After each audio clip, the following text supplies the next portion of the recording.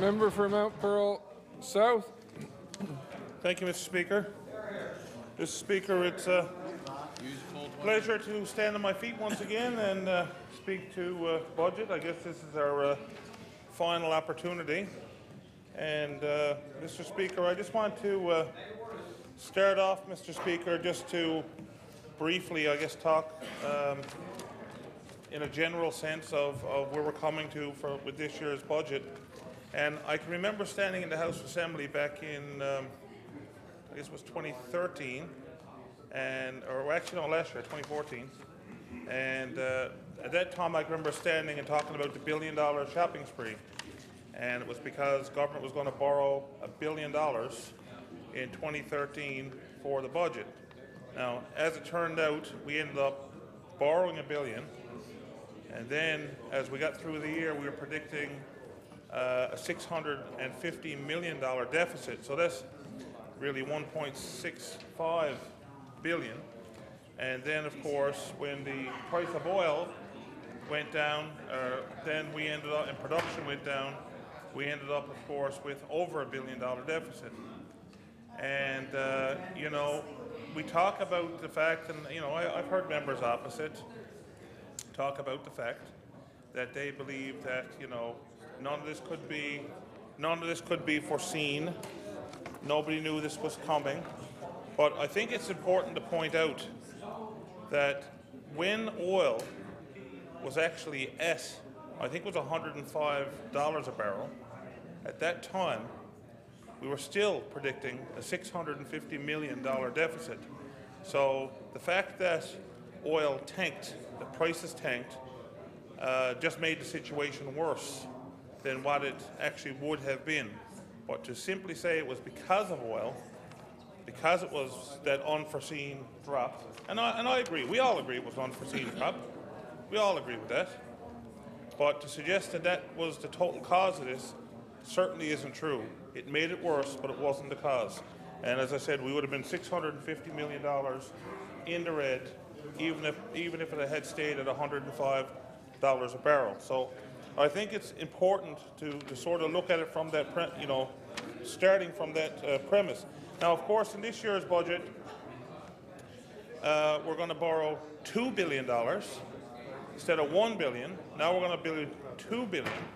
And of course, we're seeing in the budget documentation that over the next couple of years, it's going to be another, I think it's 2.65 billion again over the next couple of years. So we're basically going to be into about additional $5 billion. That's based on the fact that we can trust the numbers, because we can't seem to get the numbers necessarily right from year to next or even on a quarterly basis, but predicting out the next 2 or 3 years an additional 2.65 billion.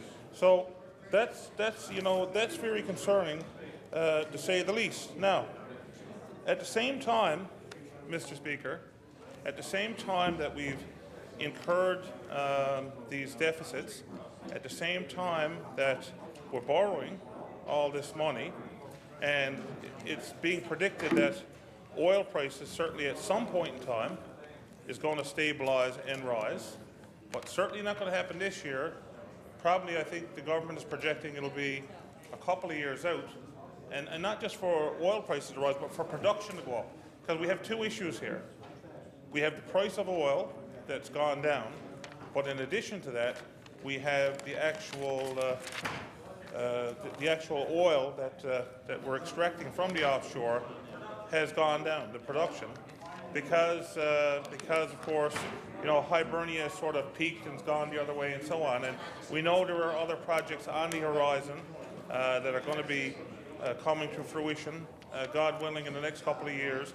And when production numbers go up again and hopefully prices stabilize and hopefully rise again, that we will have money at that point in time.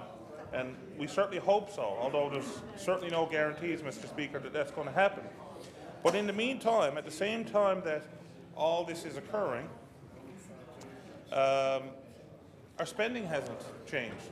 It hasn't changed at all. As a matter of fact, it's gone up. Now, it hasn't gone up a lot.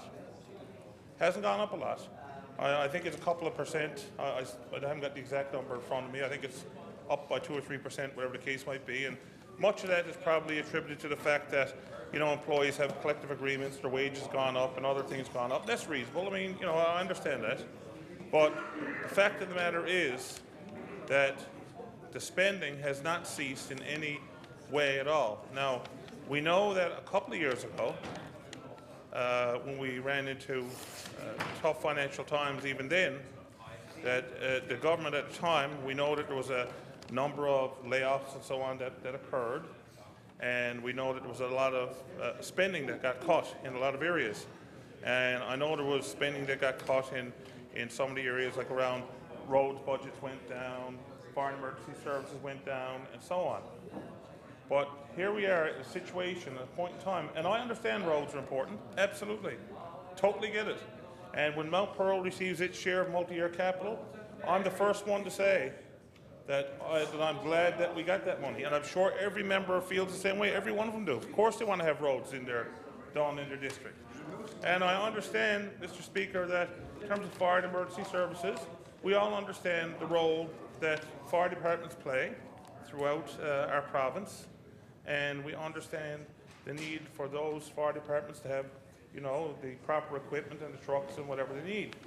But it's interesting that at a time when oil prices are down, production is down, and we're borrowing $2 billion, we actually reinstated the spending levels in those areas back to where they were, if not even slightly increased. So we're actually spending as much or more money, actually, than what we did a couple of years ago, even though we're in the same financial circumstance. So why would that be? I don't know. I mean, that's up to the government, obviously, to answer. I mean, some people might speculate it's because we're into an election year and so on.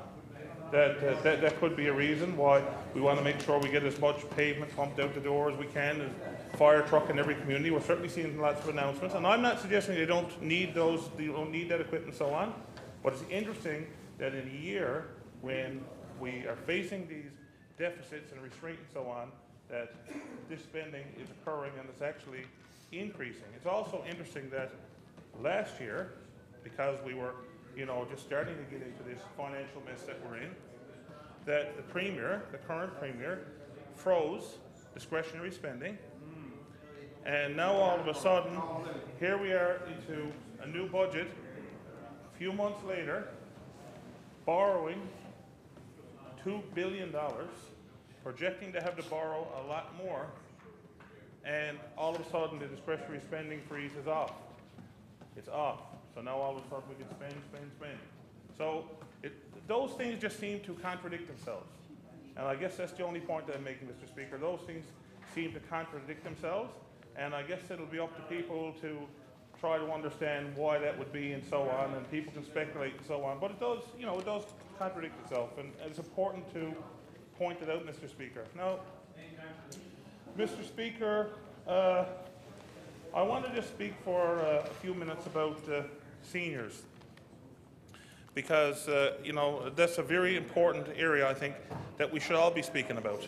And I've heard a number of members on our side, I've heard other members on the other side talk about seniors, and we all want to do, I'm sure we all want to do what we can for seniors. We all have moms and dads and grandparents and so on, and God willing, knock on wood, we're going to be seniors ourselves, if we're lucky. Not everybody gets to be a senior. The alternative is not such a great one. Not everyone gets to be a senior, but the majority, on average, of us will be seniors someday. So what we're doing now is going to impact us all. So it's important that we do all that we can for seniors, recognizing the times that we're in. But, Mr. Speaker, I just want to say that simply renaming a department to the Department of Seniors, Wellness and Social Development, while that might be a nice thing to do, and I'm not against it, I'm certainly not against naming the department and having seniors put into the name, because they're an important part of our society. But just simply changing the name on the department is not doing anything to address the issues that seniors face. It's not going to do anything, right? It's not going to do anything. And we do know that in 2011, October 2011, there was a commitment by the government to have a senior strategy. It was $100 million went towards, was budgeted or said would go towards a senior strategy. We haven't seen that senior strategy. And every time we raise the issue around that, all we hear about is all we care about seniors and so on. And I know they do. I know they do. Like I said, they got moms and dads and grandparents, and some of them are seniors themselves, maybe, or pretty close to it. No offense, but, you know, whatever. It's all good. Yeah, I'm not going to name members, right? But, you know, but we need, not targeted at all, I say to the Minister, not at all. But, Mr. Speaker, you know, when we talk about this and we say we're just going to do more for them, I think there needs to be something a little more concrete, and we need to actually have a plan. And like I said, there was supposed to be a strategy, and that strategy didn't happen. And simply naming the department is not going to help us deal with the issues that seniors are facing. And I've heard, certainly I've heard many members, I've heard the member for St. John Centre, and many a times raise issues about seniors. And I kind of like the way she does, because she puts a human face to it. She'll say, you know, Mary, and here's Mary's situation. And she talks about that, and I think it's a good thing. And I've met a number of Marys of myself, and I know other members have too. People in similar situations, seniors that are struggling to make ends meet. Now, whether they're having issues, like I said, around, you know, just simply not receiving enough money to live on.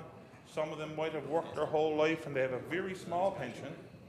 And because of the fact that they have a very small pension, it's just enough that they don't qualify for nothing.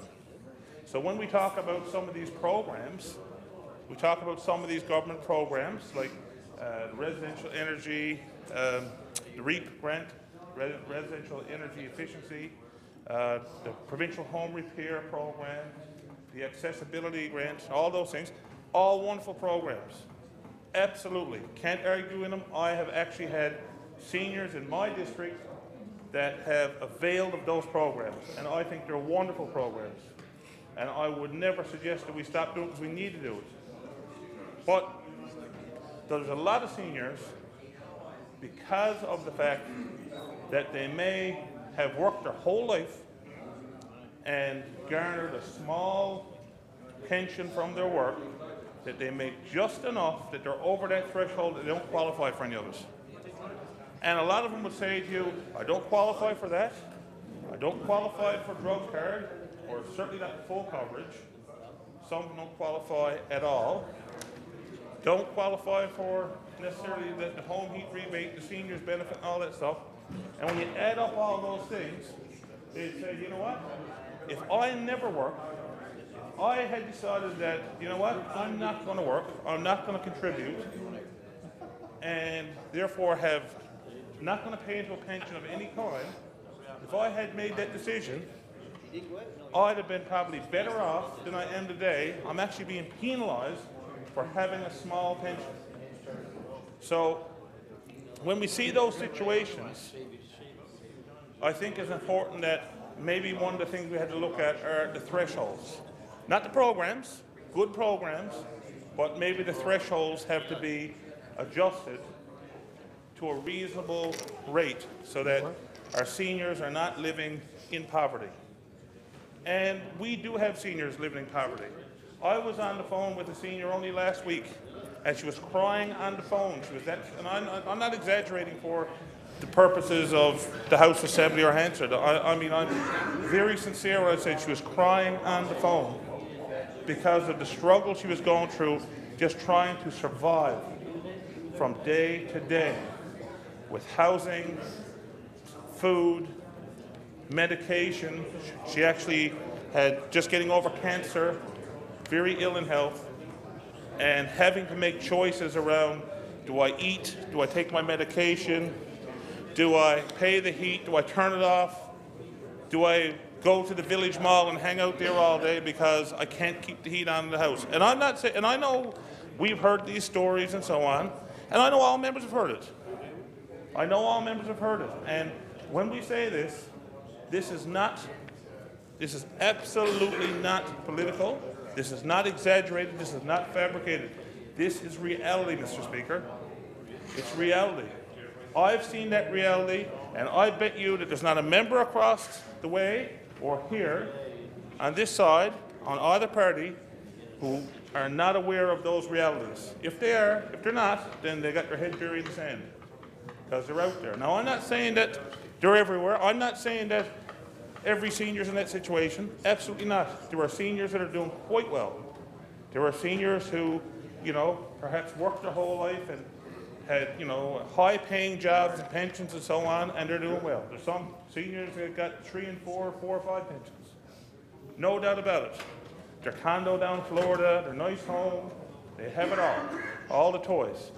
But I'm telling you, Mr. Speaker, there's an awful lot of seniors that are not in that situation.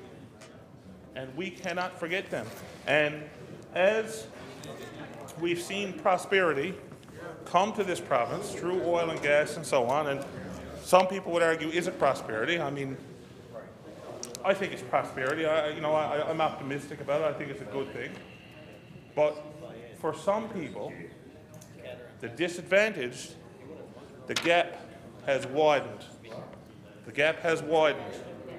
And there's a big gap being created, and it's growing every day between those who have and those who have not. And there's also this group, in addition to the seniors, that fall under that same kind of category, struggling, that I just wanted to speak to as well, and they're called the working poor. And I know there's members, know people like that too. I know them. Probably a husband and a wife, and they're both working at minimum wage jobs or a little bit better than that. They may have a child or whatever, and paying rent and struggling. Sometimes they have to work 2 jobs just to keep it going, just to keep the food in the refrigerator and keep the lights on and so on. And those people are struggling as well. And it's important, we can all get caught up in oil and gas. Oil and gas is a wonderful thing. No doubt about it. We can all get caught up in that and how well we're doing. And we can all say, we're going to hold our head up as proud Newfoundlanders. We're not playing second fiddle to anybody anymore. We're as good. And I believe in all that stuff. Everybody here believes in all that stuff. I know they do. And it's a good thing. But while we have our heads up in the clouds, while many of us are doing well, we cannot forget the people amongst us who are not doing so well. We can't forget them, Mr. Speaker. And so when it comes to things like these programs, whether it be prescription drugs or these other programs I talked about, I think we need to look at the threshold levels. And perhaps they need to be raised. And, Mr. Speaker, when we need to ensure that we place everybody in a situation where they're not in poverty, that they're not lined up at food banks, and that they can afford the basic necessities in life. And as a society, as a province, we owe that to everybody. We owe that to everybody. And whatever we can do to change that, and I understand, where we're to financially right now, but, it's all about priorities. It's all about priorities. We have the ability to choose, government does, where it spends money and how, where its priorities are. And we need to ensure that seniors and low-income families, working families, are made a priority.